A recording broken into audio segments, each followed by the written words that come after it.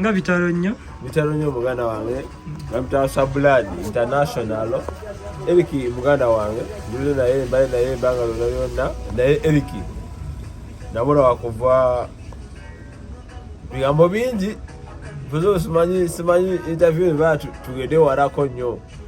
ne man bitalo nnyo bituse King Michael muganda wange mukubagiza ya nasema kwani Eric agamba tugenda mu uzomanizo Africana yana mu Africana atogere bigambo naye nga muganda wange bitalo nnyo kyomanya oyo abadde wano nefuna program akan maso gende warara naye Eric akola yakugamba muganda wange ndoba ngwena mu 10 meka zibazizo oshegera kati Eric wabadde ro fiti soja mukama amututte nenda fe watutwala ekyo kitumu otudda oshegera nenga Eric abadde musajja wa maanyi konna masoba ku tubadde suswano Eric nagamba asabali bali tuisemu eggaali nga teri eggaali esobola kutuuka wano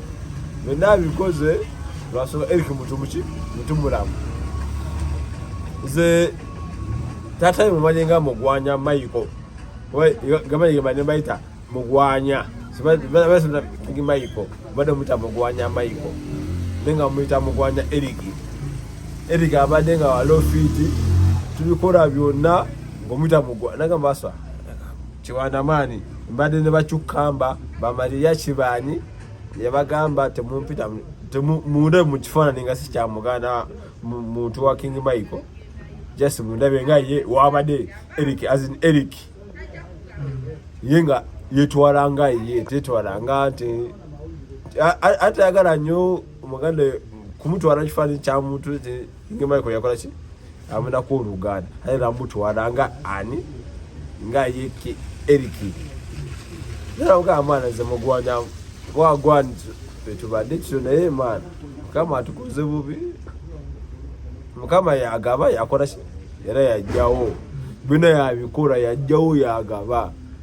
baganda bange ina amanyi Eric gyali rest in peace tumule mirembe soja akoza atya mukama amutujjeko naye nga bimu ye wato wali lo fiti okuvalwako lwakutandusula tubaddewo wano leero tubaddewo tuli nemuganda alikoke promotions wano tuli nawe tuli byonna bikola ki Eric ye Eric waffe Eric mukama kasaka katuusa mukama nakola ki namuyita naffe tulina okubeera mu ekyo tusigale nga ye waffe Eric mbane tamana ebaga sija kulimba Happy Boys nga tubamu ne Eric nakuwa mulongo ba abada mutunye wa kirabu abada ne kirabu aba Masaka abasinga muita ambiance abade kada bada trokozesa nenga mutu wa kirabu nnyo ne ka Masaka ambiance muta Masaka ngakidokozesa koyo waffe ye fe Eric nebo nabona wali wano masaba baganda batugume mukama yagaba byonna akasaka ikatose ndakafika jato kwa nakasaka ikatose ne tusaba izefa tukubagira ne King Michael mugwanya Michael tata wo mugenzi nayenga ekitufu kiri tugume Eric waffe